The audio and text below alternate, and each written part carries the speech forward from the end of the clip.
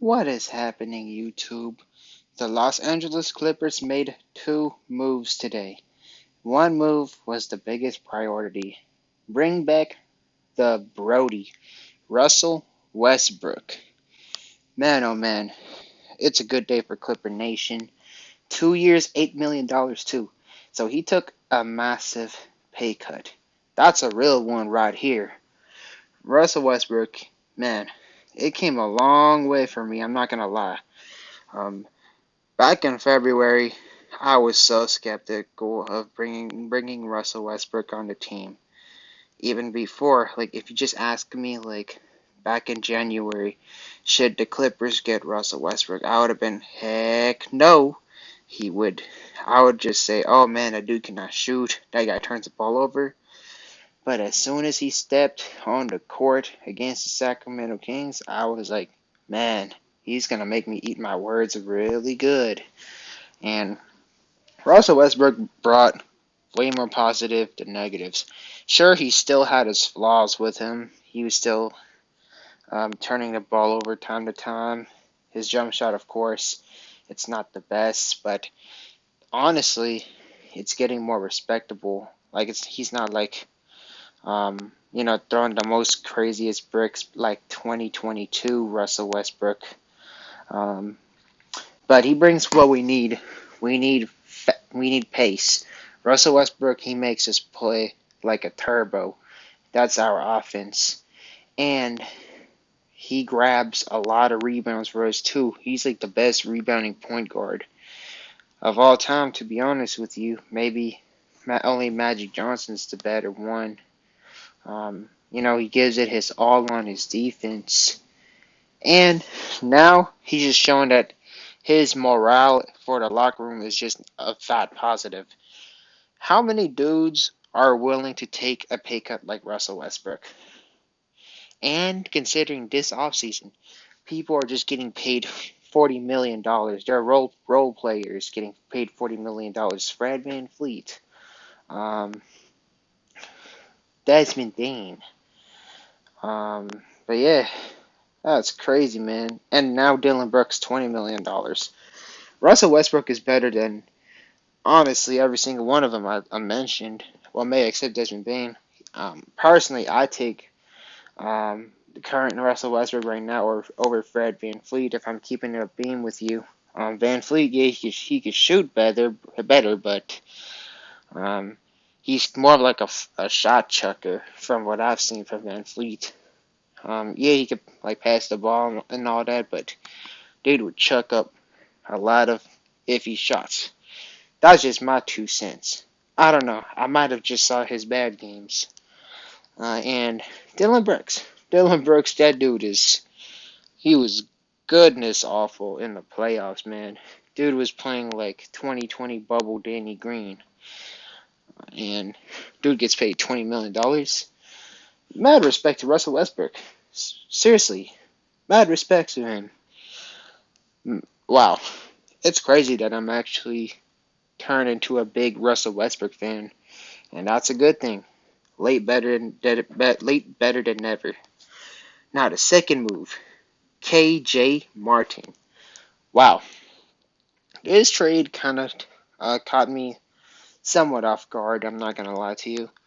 I was like, bro, like why can't the Clippers just trade for like a athletic power forward or an athletic forward, rather than trying to go all out for James Harden. I saw Obi Toppin got traded to the Pacers for just 2 second-round picks. Personally, I would like Obi a little bit more than KJ because I feel Obi he's more like sturdy, he's more stronger, and he's just as athletic. I mean, dude was in a dunk contest, but KJ Martin, he's not a bad option too. He's the son of Kenyon Martin, and Kenyon Martin, that dude was, he was a rebounding beast and a beast on defense. And we got his son. He's not like anything like his dad, but he's still like a very hard nosed, a dog. You could say he's a dog as a small forward. He can bring the defense. Very athletic.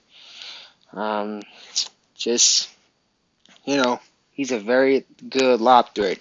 Lob it up, dude finna just get a dunk. But and supposedly, I kind of searched up his position. Sometimes he gets listed as a power forward too. His wingspan is a little small. His size is a little bit skinny. But hey, anything better than Marcus Morris. Hopefully, we give KJ Martin some minutes. Dude just brings off the energy. And we just traded 2 second-round picks, which is not too bad, to be honest with you. However, I'm not gonna get complacent and just say, hey, Lawrence Frank proved me wrong, because personally, from all the decisions Lawrence Frank did, I still think he's a pretty horrendous general manager, in my humble opinion, man. Like, dude just makes the most boneheaded trades, but sometimes when he does a trade that's not bad, he actually makes really good trades. So I'm not gonna let some good trades kind of like lower my guard, because I'm still gonna be very hard on Lawrence Frank. And my thoughts on the James Harden rumor, by the way, um, I like Harden a lot as a player.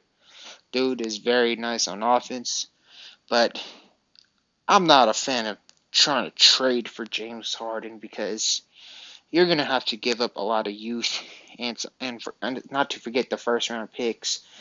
Um, to be fair, personally, I think his trade James Harden trade value is not as high compared to what some people would think, but this could easily go the other way. So don't take my word for granted, because Harden contract is expiring, and he did stink it up in the playoff. So if the Clippers just trade Norman Powell, Nico Batum, and Marcus Morris, I'll be fine with it. But as soon as you start hearing names like Bones Highland, Musa Diabate, Brandon Boston Jr., um, and also, and obviously Terrence Mann, or honestly even Robert Covington, and any first round picks, you got to hang up that phone. Clippers, they don't need stars. They just need athleticism. They need youth, and they need an athletic power forward. Um, KJ Martin, I don't know if he fits the criteria of an ideal power forward for the Clippers, but he does bring some athleticism, and he brings some defense. Worst case scenario, he could probably his trade value could definitely go up if you play him the minutes, and who knows, you could always flip him for something else. Um, Originally, I wanted the Clippers to get Patrick Williams, because his value may seems to be really high in on paper, but if you think about it, if you just say, hey, we'll take on Lonzo's contract, I think it's fairly of a done deal without giving up too much. But hey, KJ Martin, I'm happy with KJ Martin too, so that's a pretty solid option. But and also, it like today makes me a little bit less mad of what happened from last week, because I will never forget what happened last week, because all I gotta say is, had Gigi Jackson become a Los Angeles Clipper, we'd be good. Literally, we'd be perfect. But of course, our front office just doesn't have a high oxygen level in their brain until like maybe for this week. This week, they actually had some oxygen levels, um, for the past 2-3 days.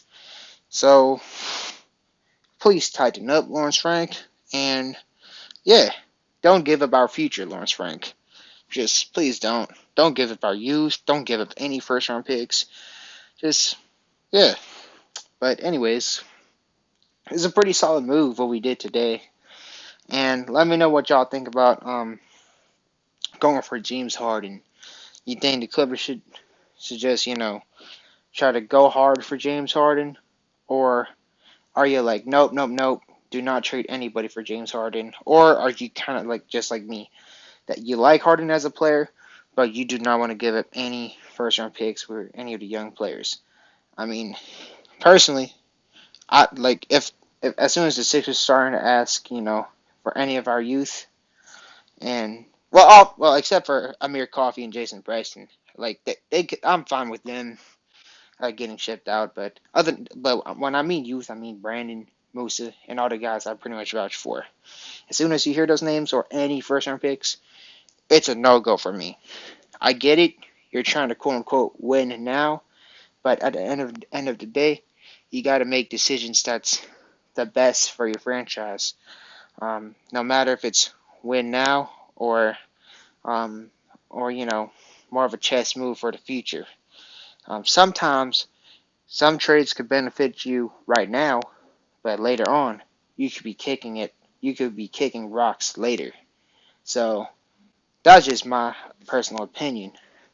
But anyways, we can sleep good tonight, and hopefully Clippers makes more of the smarter trades and they don't try to make any dumb trades. But when you have Lawrence Frank as your general manager, you never know because uh, I don't I just don't trust Lawrence Frank at the moment still. But anyways, at least we have a positive day for Clipper Nation. And also shout out to the Brody. Welcome back, Russell Westbrook, and have a good one. Peace.